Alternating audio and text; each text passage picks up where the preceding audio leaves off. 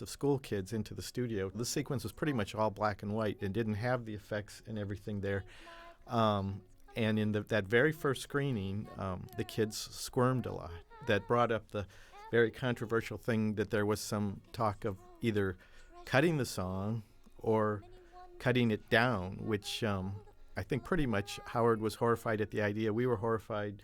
Alan was horrified. Glenn Keane, who was the lead animator on all this and responsible for a lot of it, was horrified. And even though there was a lot of discussion, it finally came to a point where we could leave it in the way it was for an additional screening now. And in this second screening, there was more color in. For whatever reason, however it worked out, they didn't squirm. They were quiet through the whole number. Thank God. You know, they almost cut Over the Rainbow from The Wizard of Oz, and that was one of our arguments with this song. Every musical, Howard's, contention was every musical needs a point at which your central character, the protagonist, sits down on the garbage pail or on a rock in the sea and says, "This is what I dream of." And of course, then the rest of the story is all based on creating obstacles that this character has to overcome to achieve their dream. It sets Ariel's character. It sets her up, what she wants, what she needs, and so much of the rooting interest of the mermaid comes out of this song. And certainly I think we're all very, very glad this wasn't tampered with, because it's such a signature of the movie.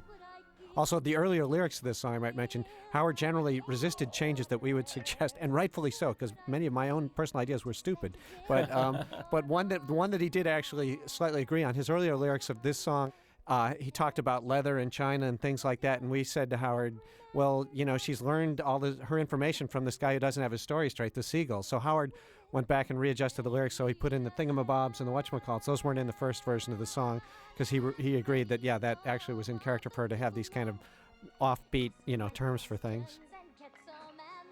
That painting right there, Glenn Keane picked out that painting because he wanted to picture an image of a fire underwater to go with the lyric.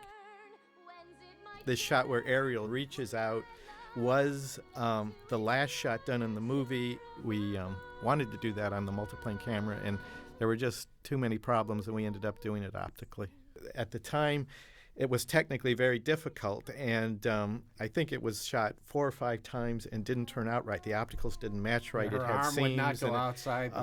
And it got to a point that we were running out of time, literally, and we were on budget and other restrictions, that we had one last chance to get that shot to work, or we had to use a sort of compromise shot